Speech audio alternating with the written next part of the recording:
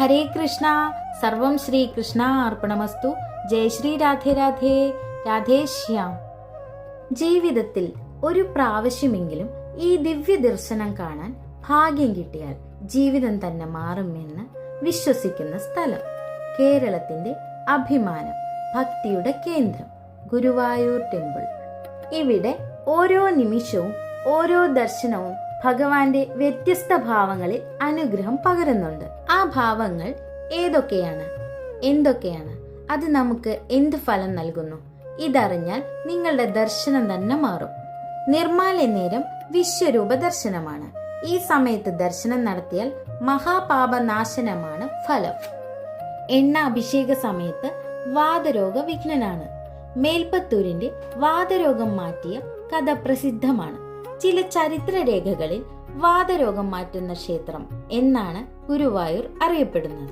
ഗോകുലനാഥനായാണ് വാഗചാർത്തിന്റെ സമയത്ത് ദർശനം നടത്തുന്നത്. ഈ സമയത്ത് തൊഴുതാൽ ശാന്തിയും സമാധാനവും കൈവരിക്കുന്നു. അടുത്തതായി ശംഖാഭിഷേക സമയത്ത് സന്താന ഗോപാലനാണ്. ധനാഭിവൃദ്ധിയാണ് ഫലം. ഉണ്ണിക്കണ്ണനായാണ് ബാലാലങ്കാര സമയത്ത് ഭഗവാന്റെ ദർശനം. സന്താനങ്ങൾക്കുള്ള ദുരിതം മാറ്റുന്നതിന് ഉത്തമമാണ് ഈ സമയത്ത് ദർശനം. അഭിഷേക സമയത്ത് യശോദാ ബാലനാണ്. ശത്രുദോഷം മാറ്റുന്നു. കൂടാതെ ശ്രീഭൂത ബലിദർശനം സന്താന ലാഭത്തിന് ശ്രേഷ്ഠമാണ്. അടുത്തതായി വനമാല കൃഷ്ണനായാണ് നവകാഭിഷേക നേരത്ത് ദർശനം നടത്തുന്നത്. നേത്രരോഗം മാറുകയും സർവരക്ഷയുമാണ് ഫലസിദ്ധി. പന്തീരടി പൂജ ദുഃഖങ്ങൾ മാറുന്നതിനും സർവമുക്തിയും നേടിത്തരുന്നു. ഉച്ച സമയത്തും സർവാലങ്കാര ഭൂഷണനായാണ് ഭഗവാന്റെ ദർശനം. ജ്ഞാനവൈരാഗ്യപ്രാപ്തിയാണ് ഫലം. അടുത്തതായി സന്ധ്യാസമയത്ത് സർവമംഗളദായകനാണ്. കുടുംബ ഐശ്വര്യമാണ് ഉണ്ടാകുന്നതെന്ന് പറയുന്നു. മോഹനരൂപനായാണ് ദീപാരാധന സമയത്ത് ഭഗവാൻ ദർശനം നൽകുന്നത്. ദീർഘ ദാമ്പത്യ പൊരുത്തമാണ് ഫലം.